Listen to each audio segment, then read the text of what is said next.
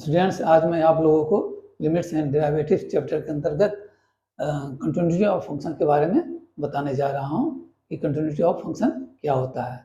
इसे आप मोटा मोटी समझ लें कि वैसा फंक्शन जिसका यदि हम ग्राफ ड्रॉ करते हैं तो वह ग्राफ कंटिन्यूस हो, अर्थात उसमें कोई भी ब्रेक नहीं हो, ऐसे ग्राफ वाले फंक्शन को हम कंटिन्यूस फंक्शन कहते हैं। इसे मैं और अच्छी तरह से आपको समझाता हूँ। आप देखें, मैंने व्हाइट बोर्ड पे लिखा हुआ है, a real function f(x) is said to be continuous at x is equal to a if left and right hand limits of function at x is equal to a have the same value, and it must be equal to the value of function f(x) at that point, that is fa।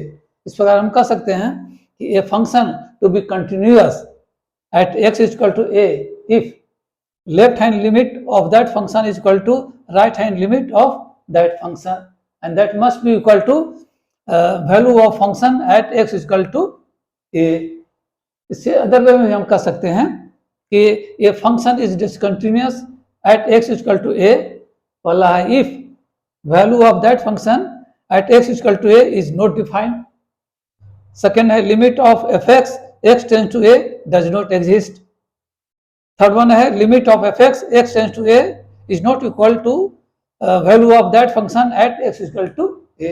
इस प्रकार यदि कोई function इस condition को fulfil करता है तो वो जो फंक्शन होगा वो कंटिन्यूअस फंक्शन कहलाएगा। अब मैं इसे एक एग्जांपल के माध्यम से समझाने का प्रयास करता हूँ। मैंने एक क्वेश्चन लिया है और इसे सोल्व किया हुआ है। देखें आप व्हाइट बोर्ड को, मैं समझाता हूँ आपको। क्वेश्चन है, so the function that is F X is equal to 3x - 2 when x is equal and less than 0 and x + 1 when x is greater than 0। तो हमें बताना है कि ये जो फंक्शन है वो डिसकंटिन्यूअस है। तो हमने लिया है we have f(x) = 3x - 2 when x is equal and less than 0। तो हम वैल्यू ऑफ f(x) निकालेंगे एट x = 0। मैंने निकाला है, वो हो गया f(0) that is equal to 3 × 0 - 2 = -2। ये वैल्यू निकल गया। अब इस फंक्शन का हम लेफ्ट हैंड लिमिट और राइट हैंड लिमिट निकालेंगे और देखेंगे इनका वैल्यू इक्वल है कि नहीं।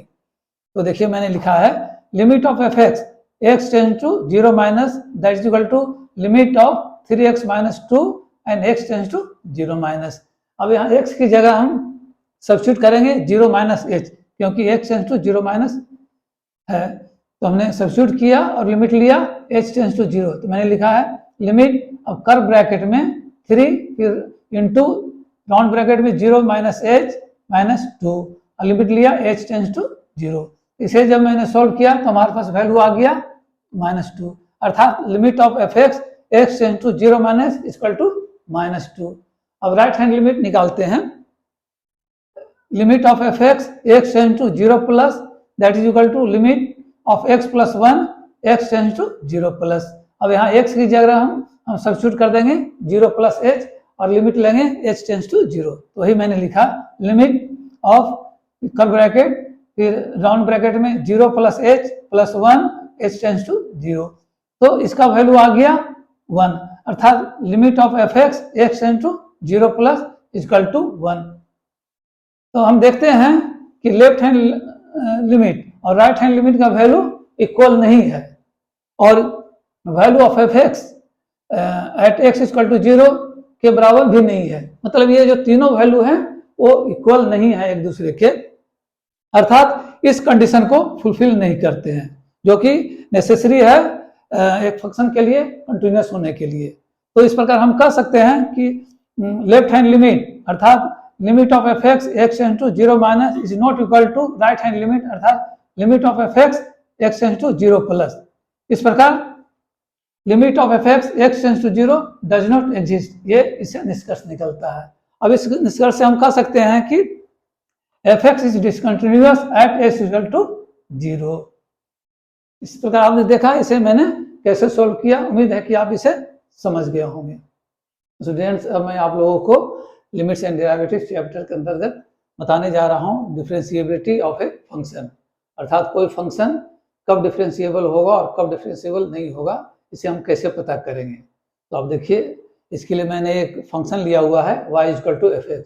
तो मैंने लिखा हुआ है कि if y is equal to fx be a real function and a be any real number, then derivative of this function, that is f dash x or dy by dx or dfx by dx, is obtained by putting x equal to a and is denoted as f dash a or dy by dx at x equal to a. अब further देखें, if f dash a, that is derivative of y is equal to fx at x is equal to a exists, then we say that y is equal to fx is differentiable at x is equal to a. कहने का मतलब कि derivative of this y is equal to fx at x is equal to a exist करता है, तो हम कह सकते हैं ये जो फंक्शन है वो डिफरेंशिएबल होगा. अब इससे अर्थात डिफरेंशिएबिलिटी को अदर वे में भी समझने का प्रयास करते हैं. देखिए मैंने लिखा है, now we understand it another way also. मैंने लिखा है, we know that derivative of function y is equal to fx at x is equal to a is defined by these two limit. ये दो लिमिट से defined होता है derivative of function y is equal to fx at x is equal to a. तो limits क्या हैं? देखिए मैं बताता हूँ. पहला लिमिट है limit h tends to 0 f bracket में a plus h minus f है divided by h. Second limit है limit h tends to 0 f bracket में a minus h minus f है डिवाइडेड बाई माइनस h. तो ये दो जो limits हैं, ये अगर एग्जिस्ट करते हैं तो क्या होगा? तो मैंने लिखा है, if these limits exist then equation 1, this equation is called right hand derivative of function y is equal to fx at x is equal to a and denoted as rf dash a.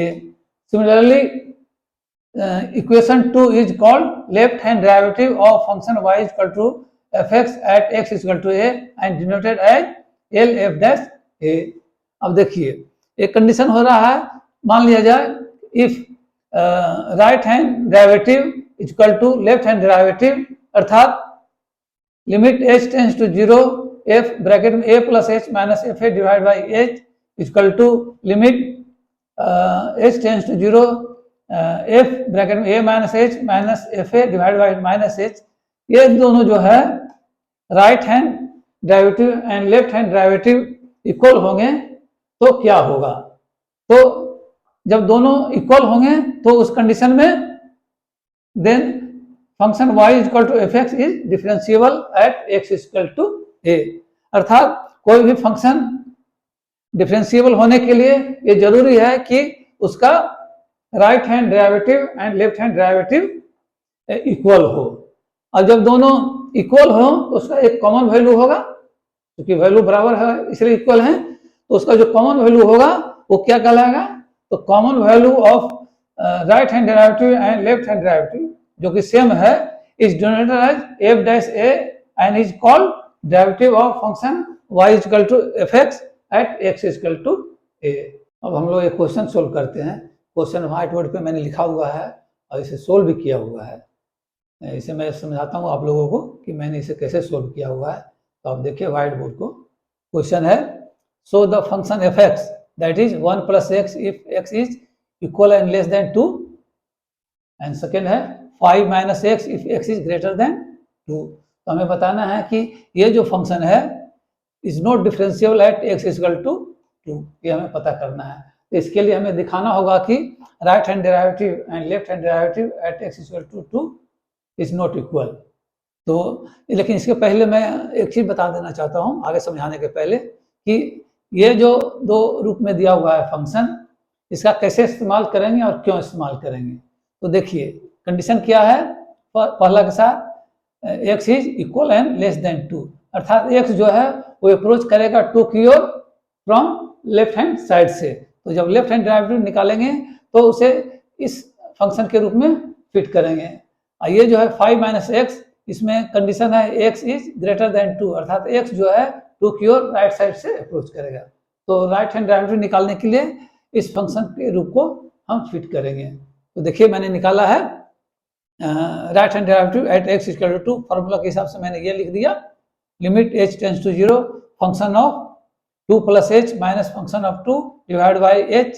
यहाँ a की जगह 2 बैठा दिया क्योंकि हमें दिया हुआ है x इक्वल टू 2 की स्थिति में हमें बताना है। अब इसे जो है इसे हमने फिट कर दिया इस फंक्शन के रूप में, तो मैंने लिखा लिमिट h टेंड्स टू 0, ये 5 की जगह 5 लिख दिया, माइनस ब्रैकेट में 2 प्लस h है तो माइनस 2 प्लस h ब्रैकेट में लिख दिया, फिर माइनस फिर ब्रैकेट में लिख दिया, ये 5 है तो 5 लिख दिया, और यहाँ पे 2 है तो माइनस 2 लिख दिया, डिवाइड बाई h हो गया। अब इसे जब सिंप्लीफाई करेंगे तो हो जाएगा लिमिट h टेंड्स टू 0, फिर ब्रैकेट में 3 माइनस h, फिर माइनस 3 डिवाइड बाई h, इसे जब सिंप्लीफाई करेंगे तो आ जाएगा limit h tends to 0 minus h divide by h। जब इसे सिंप्लीफाई करेंगे तो आ जाएगा limit of -1 h tends to 0 that is equal to -1। तो इस प्रकार से right hand derivative at x equal to 2 हमारे पास आ गया -1, तो ये इक्वेशन 1 हो गया। इसी तरह से लेफ्ट हैंड डेरिवेटिव निकालेंगे एट x इक्वल टू 2, तो हमने निकाला हुआ है, तो हमने लिखा है फॉर्मूला के अनुसार left hand derivative at x equal to 2 that is equal to limit h tends to 0 function of 2 minus h minus function of 2 divide by minus h, यहाँ a की जगह 2 है जैसे इधर लिखा है मैंने, यहाँ मैंने लिख दिया कंडीशन x इक्वल टू 2। अब इसे हम फिट कर देंगे इस फंक्शन के रूप में, तो हमने फिट किया तो आ गया limit h tends to 0 1 plus 2 minus h, यहाँ है 1 तो 1 लिख दिया, x की जगह हमने 2 माइनस h लिख दिया ब्रैकेट में, तो ये हो गया। इसी तरह से माइनस फिर ब्रैकेट में ये 1 लिख दिया, और यहाँ 2 है तो 2 लिख दिया, डिवाइड बाई माइनस h, यहाँ h टेंड्स टू 0 है ही। अब इसे जब हम फर्दर सिंप्लीफाई करेंगे तो हमारे पास आ जाएगा limit of minus h by minus h tends to 0 that is equal to limit of 1 h tends to 0 that is equal to 1। तो इस प्रकार से left hand derivative at x equal to 2 हो गया 1, तो ये सेकेंड इक्वेशन हो गया। अब फर्स्ट इक्वेशन और सेकेंड इक्वेशन को आप देखेंगे तो पाएंगे कि right hand derivative and left hand derivative is not equal, तो इससे क्या निष्कर्ष होगा, इसलिए मैंने लिखा है from equation 1 and 2 we get right hand derivative and left hand derivative is not equal. अब इससे निष्कर्ष निकलता है कि राइट हैंड डेरिवेटिव और लेफ्ट हैंड डेरिवेटिव जब इक्वल नहीं है तो उस केस में ये जो फंक्शन है वो डिफरेंशिएबल नहीं होगा, इसलिए मैंने लिखा 10 function f(x) is not differentiable at x equal to 2। इस प्रकार आपने देखा कि कैसे मैंने इस क्वेश्चन को सोल्व किया। उम्मीद है कि इसे आप समझ गए होंगे। इस लेसन के अंत में मैं आपको 2 वर्ड्स वर्ब के बारे में बताने जा रहा हूँ। तो ऐसा ही वर्ब है आस्क आफ्टर। आस्क आफ्टर का हिंदी मतलब होता है किसी व्यक्ति के बारे में पूछताछ करना। तो ऐसी स्थिति कब उत्पन्न होती है, जब कोई 2 फ्रेंड्स मिलते हैं काफ़ी दिन के बाद, वो किसी तीसरे फ्रेंड्स के बारे में बातचीत करते हैं। तो ऐसी स्थिति में यदि आपका फ्रेंड आपसे कहना चाहेगा कि राम तुम्हारे बारे में पूछताछ कर रहा था जब मैं उसे पार्टी में मिला, तो अंग्रेजी में वो आपको क्या कहेगा, वो कहेगा Ram was asking after you when I met him in the party. इस प्रकार आप इस वर्ब का अनुप्रयोग भी कर सकते हैं। धन्यवाद।